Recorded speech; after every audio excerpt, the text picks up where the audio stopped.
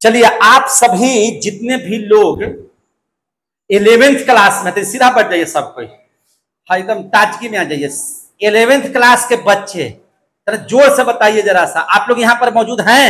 yes, चलिए बहुत अच्छा है। और आप सुन रहे हैं, पढ़ रहे हैं ब्राइट करियर कोचिंग सेंटर, और अध्याय 2 का है ये ना, yes, लेसन 2 का है, 11वां क्लास का जीव विज्ञान का, जिसका नाम है जीवों का वर्गीकरण। आप लोग भी जो वीडियो देख रहे हैं 11th क्लास का ये चल रहा है। अभी आप देखने वाले हैं 50 क्वेश्चन। कितना क्वेश्चन देखने वाले हैं? 50 है कि नहीं? तो 50 में 98 नंबर भी, मैंने 100 नंबर का टेस्ट में 98 नंबर भी लाने वाले मेरे यहाँ है। बहुत अच्छा है, आपको बधाई है। आइए इधर, आइए आइए आइए ना, जल्दी से आइए। अच्छा कोई बात नहीं, 98 नंबर लाए हैं। बहुत सारे लोगों ने बहुत चीज किया है, बहुत अच्छे से। चलिए क्वेश्चन को हम लोग देखते हैं जल्दी जल्दी में और समझने की कोशिश करते हैं।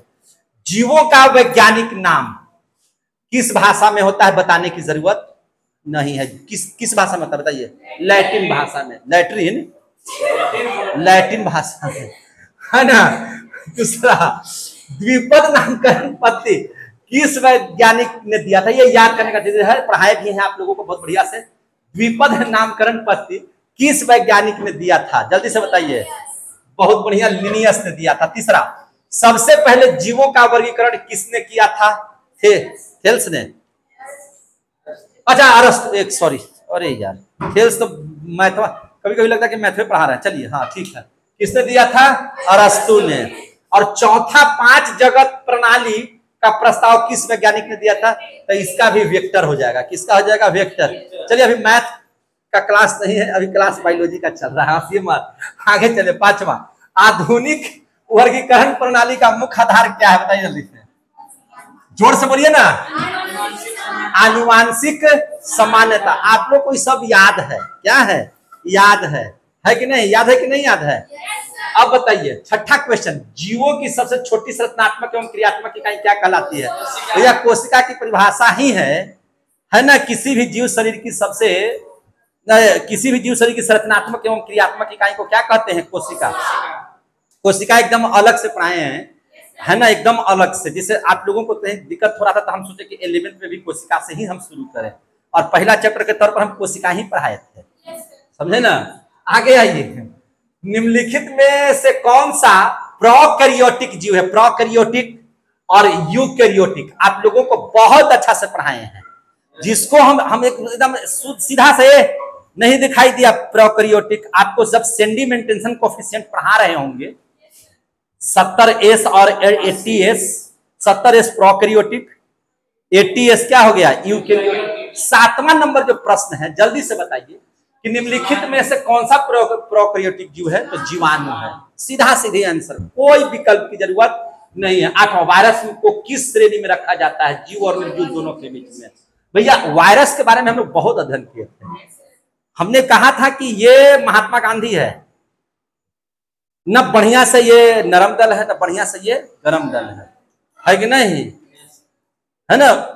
तो जैसे हिस्ट्री में हम बताए थे कि महात्मा गांधी न नरम है न गरम है। भले आप लोग नरम दल में जानते होंगे, लेकिन वो बीच की कड़ी थे, बीच के रास्ता निकालने वाले थे। बस वही है विषाणु, समझे कि नहीं? जीव और निर्जीव के बीच में। 9वां क्वेश्चन, कवक में भोजन किस रूप में संग्रहित होता है? जल्दी से बताइए 9वां क्वेश्चन का आंसर।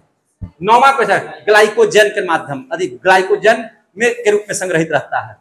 और 10वां क्वेश्चन, क्लोरेला किस प्रकार का जीव है? जल्दी से बताइए। क्लोरेला सवाल है। क्या है? सवाल है। बहुत अच्छा हो गया आप लोग का। 10 प्रश्न आप में कहीं से दिक्कत नहीं है।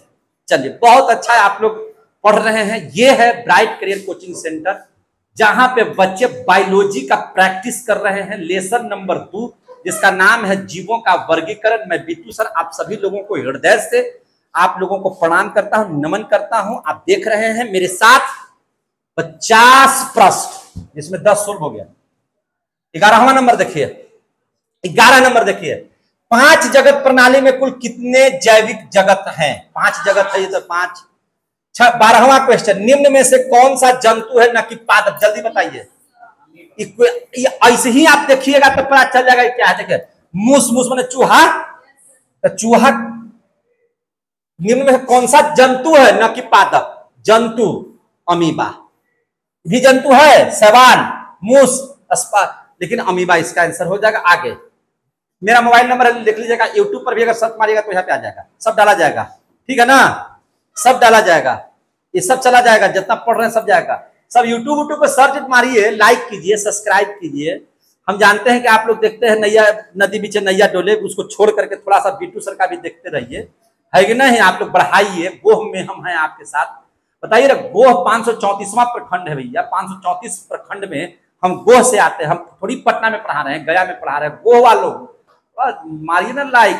अगर आप लोग बता रहे हैं, एक चीज आपको सही सही बता रहे हैं कि अगर आप लोग मुझे सपोर्ट कीजिएगा ना, पटना से बच्चा ना खींच लिए, मुजफ्फरपुर से बच्चा ना खींच लिए, भागलपुर से बच्चा ना खींच लिए, गया से बच्चा ना खींच लिए, रांची और जमशेदपुर से बच्चा नहीं ले आती और कोटा से बच्चा को गो की धरती पर न उतार दिए, तो बिट्टू सर मेरा नाम नहीं है। तो ऐसी बैठा हुआ है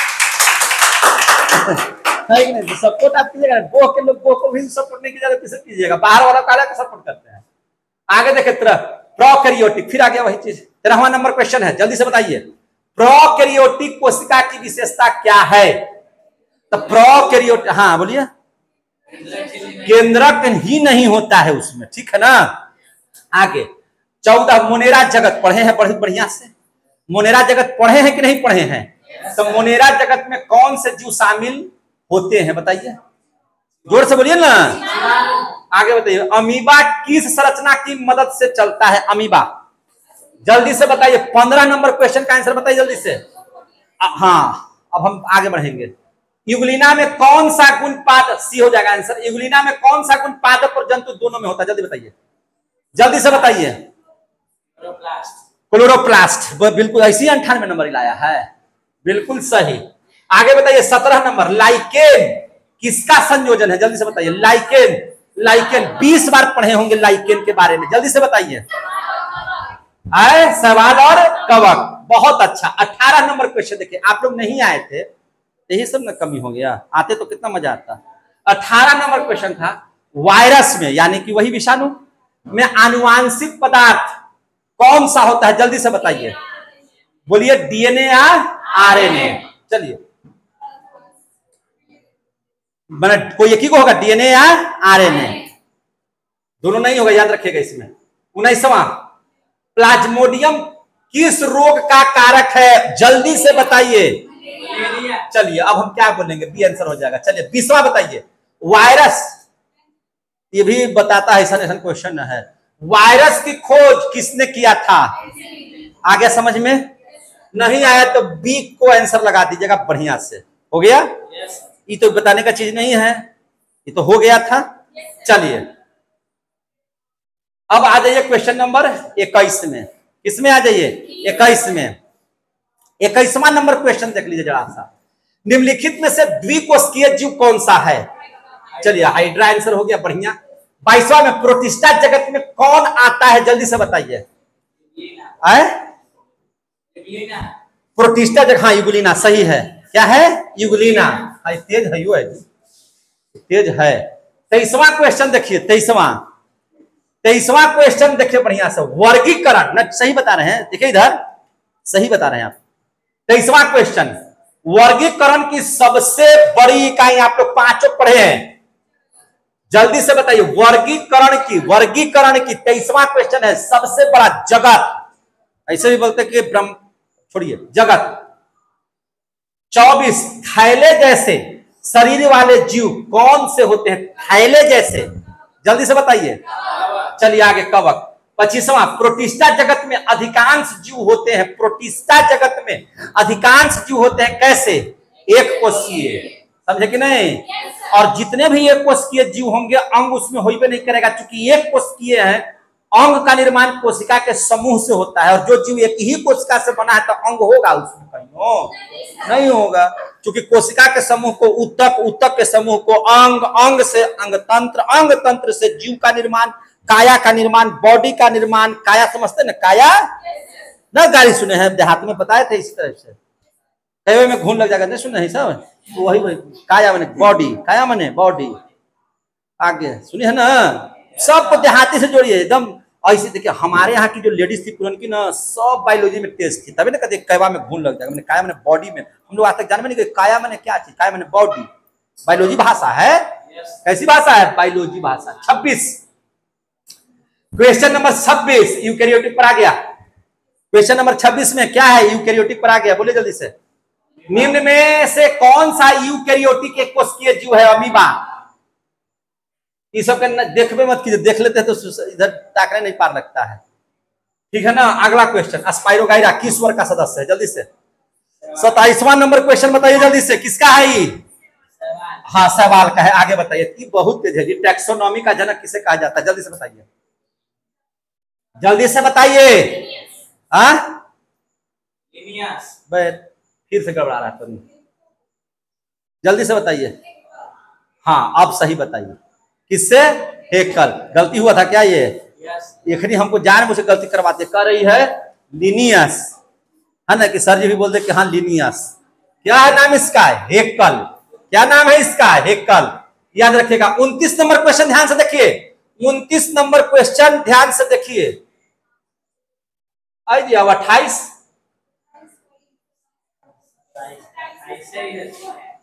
लिनियस ठीक है तो बोल रहे थे। टैक्स स्पाइरोगाइरा का हो गया सवाल, टैक्सोनॉमी लिनियस, ठीक तो बता रहे थे। लिनियस आप लोग लिनियस बता रहे थे, ठीक तो बता रहे थे आप लोग। आगे देख लीजिए 29, 5 जगत वर्गीकरण में निम्न में से कौन शामिल नहीं है? जल्दी बताइए। 29 नंबर क्वेश्चन बताइए, 5 जगत वर्गीकरण में अब गलती नहीं बता रही है तो सही बता रहे हैं आप लोग, गलती बता ही नहीं सकते, एकदम सही बता रहे हैं 100%। एक प्रजाति के सभी जीवों में कौन सी विशेषता समान होती है? निवास स्थान की। हाँ जल्दी से बताइए। सी परस्पर प्रजनन क्षमता। इसलिए तो हम जानबूझ के पहले ही बता देते कि निवास स्थान। क्या आप लोग क्या बोलते हैं? हम पहले ही प्रश्न से आंसर पहले बता रहे थे कि निवास स्थान बोल दो हमारे साथे साथे। हाँ तो यही है सोचना, याद रखिएगा। यह भी सोचना है कि हम गलती तो नहीं बोल रहे हैं, आगे समझ में याद रखिएगा। एक प्रजाति के सभी जीवों में कौन सी विशेषता समान होती है? तो परस्पर प्रजनन क्षमता समान होती है, निवास स्थान, आकार और रंग से उसको कोई मतलब नहीं है, याद रखिएगा। अगर देखिए सबसे बड़ी बात है कि आपको जो प्रश्न हमने बताए हैं और सही है तो अड़िए उस पर, नहीं सर यही होगा, समझे कि नहीं? आगे देखिए 31वां नंबर क्वेश्चन, माइकोप्लाज्मा की विशेषता क्या है? जल्दी से बताइए। तो इसका सीधा सीधा आंसर है माइकोप्लाज्मा की विशेषता क्या है? कोशिका भित्ति होते नहीं, सबसे छोटा प्रोकैरियोटिक जीव है, सही है।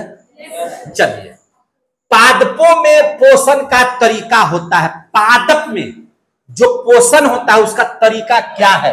तो देखिए पेड़ पौधे ही एक ऐसे जीव हैं जो अपना पोषण स्वयं से करते हैं, प्रकाश संश्लेषण की क्रिया के द्वारा करते हैं, स्वपोषी जीव हैं। तो पादपों में पोषण का तरीका परपोषी है क्या? नहीं, परपोषी तो हम लोग हैं। स्वपोषी है क्या? तो हाँ स्वपोषी। मरल जीव के खाते हैं क्या? मृतपोषी है क्या? नहीं। परजीवी है क्या? नहीं, स्वपोषी। 33 नंबर क्वेश्चन बढ़िया से बताइएगा। 33 नंबर क्वेश्चन को बढ़िया से बताइए। क्या क्वेश्चन है? जल्दी से बताइए। लाइकेन का उपयोग किस में किया जाता है? वायु प्रदूषण मापन में। हो गया। आगे पेनिसिलियम नामक कवक क्या बनाता है? तो आंसर क्वेश्चन ये के आंसर बगलवे में दिया हुआ है, खाली दिमागवा के जरूरत है कि नहीं? इसमें कहीं से 4 गो विकल्प दिएगा तो नहीं ठोका जाएगा, ये ठोक दीजिएगा ना, तो ढेर एक में खोजेगा ना, ये वाला होती कार्य नहीं। अरे भैया आंसर से सीधे सीधे दे है कि नहीं? बी से B2, बी से ब्राइट करिए, ये खोजने की जरूरत है। आगे देखिए बी से ना दोनों है तो खोजेगा वही फल तो है, पेंसिलियम पेंसिलिन। हो गया, आ रहा समझ में? ट्रिक याद रखिए। 35 नंबर क्वेश्चन, हंसती है सर, याद रखिए। जंतु जगत के जीव किस प्रकार के पोषक होते हैं? जंतु, तो जंतु कितना भी जंतु है तो परपोषीय न होगा। हम लोग भी जंतुए में न आते हैं, एनिमल किंगडम न है, तो हम लोग परपोषी हैं। जितना भी जंतु है भैया भोजन के लिए दाल रोटी यही सब न जरूरत है यार। ये सब पौधे से प्राप्त होता है, अंडा खाइएगा तो जीव से प्राप्त होता है, दूसरे से न ले रहे हैं, तो परपोषी है। याद हो गया। 36 प्लाज्मोडियम किस प्रकार का जीव है? अभी इसके पहले वाला में भी पढ़ाए थे कि प्लाज्मोडियम किस प्रकार का है, तो ये प्रोटोजोआ है। क्या है? प्रोटोजोआ। प से प्लाज्मोडियम, प से प्रोटोजोआ। 37 कवकों की कोशिका भित्ति में, कोशिका भित्ति में सेल वाल में मुख्य रूप से क्या पाया जाता है? कवक की काइटिन। क्या पाया जाता है? काइटिन। चलिए आप जो बोलिएगा वही आंसर होगा, ठीक है। अब 38 नंबर बताइए, बहुत अच्छा से बताइएगा। 38 नंबर, वैज्ञानिक नाम में कौन से दो घटक होते हैं? वर्ग जाति होता है? नहीं। कुल और वर्ग होता है? नहीं। वंश और प्रजाति होती है। क्या होता है? वंश और प्रजाति। किसमें? वैज्ञानिक नाम में वंश भी रहता है और उसकी जाति भी होती है, ये होता है, और इसी से बनाया जाता है वैज्ञानिक नाम। 38 नंबर हो गया। अब जरा सा चलिए 39 नंबर में। किसमें चलिएगा? 39 क्वेश्चन को ध्यान से देखिए, आपके आसपास दिखाई देते हैं। युगलीना प्रकाश में किस प्रकार का व्यवहार करता है? युगलीना प्रकाश में किस तरह का व्यवहार करता है? जंतु के जैसा कि पादप के जैसा कि कवक के जैसा, वायरस के पादप के जैसा, पादप के जैसा व्यवहार करता है। ये युगलीना प्रकाश में प्रकाश की ओर आकर्षित होता है। समझे कि नहीं? आपको गमला में पौधा डाल करके बताया गया है कि प्रकाश की ओर अनुवर्ती कैसे होता है, गति, अनुवर्ती गति। अब आता है 40वां क्वेश्चन, बहुत अच्छे से बताइएगा। कवकों का पोषण किस प्रकार होता है? कवक परपोषी। क्या जी? कवक क्या है बताइए जल्दी से। परपोषी। कैसे? परपोषी। सवाल रहता तो स्वपोषी मार देते, लेकिन इसको क्या मानेगा? परपोषी। चलिए आगे 41वां क्वेश्चन। क्या गर्व, आप लोग बोले नहीं आंसर इसका, ने क्या बनाए हैं? चलिए 41 क्वेश्चन। मुनेरा जगत के जीवों में केंद्रक कैसा होता है? जल्दी से बताइए। केंद्रक कैसा होता है? झिल्ली से घिरा हुआ या केंद्रक नहीं होता है? तो आपको पता होना चाहिए मुनेरा जगत में केंद्रक नहीं पाया जाता। आगे 42वां क्वेश्चन। निम्न में से कौन प्रोटिस्टा का सदस्य है? जल्दी से बताइए। प्लाज्मोडियम। Protista Plasmodium. समझे कि नहीं? वे जीव जो मृत जैव पदार्थ पर, बताइए, जो मरे हुए जीवों पर, मृत जैव पदार्थ पर अपना जीवन यापन करते हैं, जो मरे हुए जीवों को खा करके अपना पोषण करते हैं, क्या कहलाएंगे? मृतपोषी। क्या कहलाएंगे? मृतपोषी। 44 नंबर क्वेश्चन देख लीजिए। 44 नंबर क्वेश्चन ध्यान से देखिए। वायरस जीवन के लक्षण कब प्रदर्शित करता है? देखिए, तो वायरस भैया जब सजीव के साथ रहेगा, तब अगर कोई जीव में घुस जाएगा तभी वो अपना गुणन वृद्धि सब करने लगेगा। पोषक जीव में प्रवेश करने पर। समझ में आ गई बात?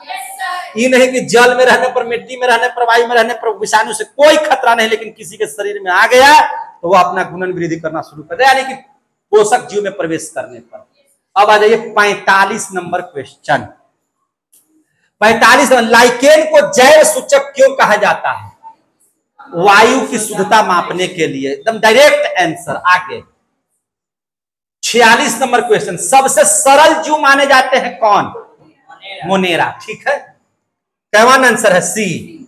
चलिए, मोनेरा में कौन से पोषण प्रकार पाए जाते हैं? 47 नंबर बताइए जल्दी से। 47 नंबर क्वेश्चन बताइए जल्दी से। मोनेरा में स्वपोषी भी पाया जाता है जीव, परपोषी भी जीव पाए जाते हैं, मृतपोषी नहीं पाया जाता है, केवल दोनों पाए जाते हैं, स्वपोषी और परपोषी दोनों। चलिए आगे 48। राइजोबियम जीव क्या है? नाइट्रोजन स्थिरीकरण। नाइट्रोजन स्थिरीकरण जीव है। देखिए, राइजोबियम किसी भी पेड़ पौधा के या छेमीदार पौधों की जड़ों में पाए जाते हैं। 78% नाइट्रोजन वायुमंडल में है। उस वायुमंडल से नाइट्रोजन गैस को ले करके उसको नाइट्रेट में परिवर्तित कर करके पेड़ पौधों को दे देते हैं ताकि उनका पोषण बहुत अच्छे तरीकों से हो। और यह क्रिया करने के लिए राइजोबियम नामक जीवाणु उत्तरदायी है, इसलिए राइजोबियम नाइट्रोजन को नाइट्रेट में बदलता है। इसीलिए राइजोबियम जीव का कार्य है नाइट्रोजन स्थिरीकरण करने का। आ गया समझ में? सबका तर्क के साथ ना आंसर होना चाहिए, रटना है ना रटिए, रटना नहीं है। बायोलॉजी पर बिट्टू सर से एक एक चीज एकदम खोल खोल के बताएंगे, एकदम कहते ना कि हिकोड़ के एकदम चीर फाड़ कर करके बताएंगे, समझे कि नहीं? आगे 49 नंबर क्वेश्चन को ध्यान से पढ़िएगा। विषाणु की बाह्य संरचना मुख्यतः किससे बनी होती है? विषाणु जो होता है उसका बाहरी संरचना किससे बनी होती है? तो भैया प्रोटीन से। किससे बनी होती है? प्रोटीन। क्या गलत है? तू बता नहीं, तू 98 नंबर आया है, बोलबे नहीं कर रहा है। 98 नंबर लाया तो इसको तो प्रोटीन से हम इसको देख रहे तो घबरा जा रहा है, गलती का काट देगा मेरा। क्या लिखे थे? प्रोटीन से। अच्छा, हम सही हैं इसका। चलिए, बहुत अच्छा क्वेश्चन है, ध्यान से बताइएगा। निम्न में से कौन आरएनए युक्त विषाणु है? टीएमवी, चेचक वायरस, एचआईवी और ए और सी, यानी कि टीएमवी और एचआईवी। अरे भैया, ये विषाणु से ना एचआईवी है, टीएमवी है। विषाणु से वो इसने उस तरह होगा खतरनाक है। HIV human immuno virus, HIV positive नहीं ना है हो, ओए बचल है ना एड्स। चलिए, आपने देखा 11th क्लास का 50 क्वेश्चन बायोलॉजी के दूसरे चैप्टर को आपने बहुत अच्छे से समझा, और मैं बता दूं कि इससे ज्यादा क्वेश्चन आपको आने वाले नहीं है। हम लोग अगले क्वेश्चन आंसर पर बात करेंगे अगले दिन। तब तक के लिए जय हिंद, जय भारत।